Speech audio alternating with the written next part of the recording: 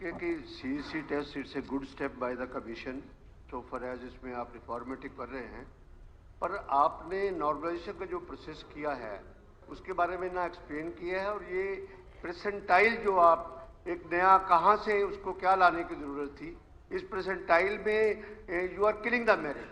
आप जो सीईसी में कॉमन एलिजिबिलिटी टेस्ट में जो मार्क्स आते हैं उसके बाद सोशो इकोनॉमिक के मार्क्स ऐड कीजिए, कोई दिक्कत वाली बात नहीं है, ये कुछ नहीं है। मैं एक छोटा सा, पता नहीं इस फार्मूले को आपने कहाँ से पिक किया है, किस हिसाब से कैलकुलेशन होती है, कौन सा फार्मूला वो कमीशन में आप किस सिस्टम से फीड करते हैं, पर इंफॉर्मेशन के लिए सिर्फ एक एग्जांपल दूंगा उस बात के लिए कि अगर किसी स्टूडेंट्स के 80 मार्क्स हैं तो आप उसको परसेंटाइल में टॉपर मान के आप उसको 100 मार्क्स दे देते हैं।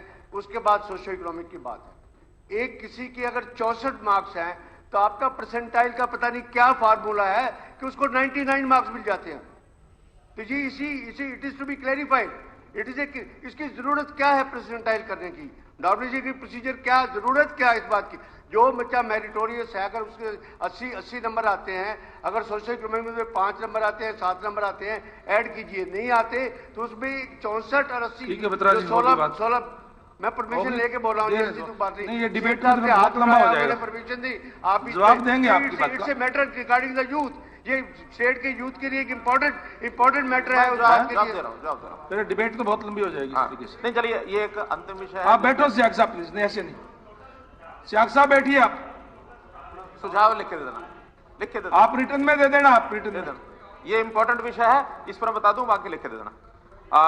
मैं मानवर बत्रा जी से ये बात बताना चाहूंगा इनको कि जैसे अब बड़ी संख्या में, जैसे मैंने पहले बताया कि पोस्टें कम होती हैं, एग्जाम देने वाले बहुत लोग आ जाते हैं, इसमें या तो उन सबको एक ही बैच में और उसके इतने सारे सेंटर बना के, इतनी सारी फोर्स लगा के 10 लाख 8 लाख 15 लाख जितने हैं, उन सबका एग्जाम एक ही शिफ्ट में एक ही स्थान पर कराया जाए, फिर न्यूट्रलाइजेशन की जरूरत नहीं होती।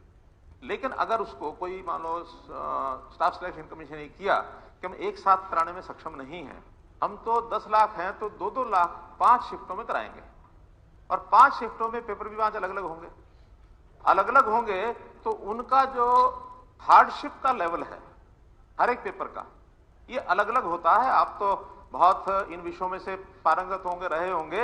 ये न्यूट्रलाइजेशन कोई यहां पहली बार हुआ ऐसा नहीं है, ये देश और दुनिया का नियम है। आप पता कर लीजिए, और इसकी जानकारी नहीं तो मैं ला के दे दूंगा,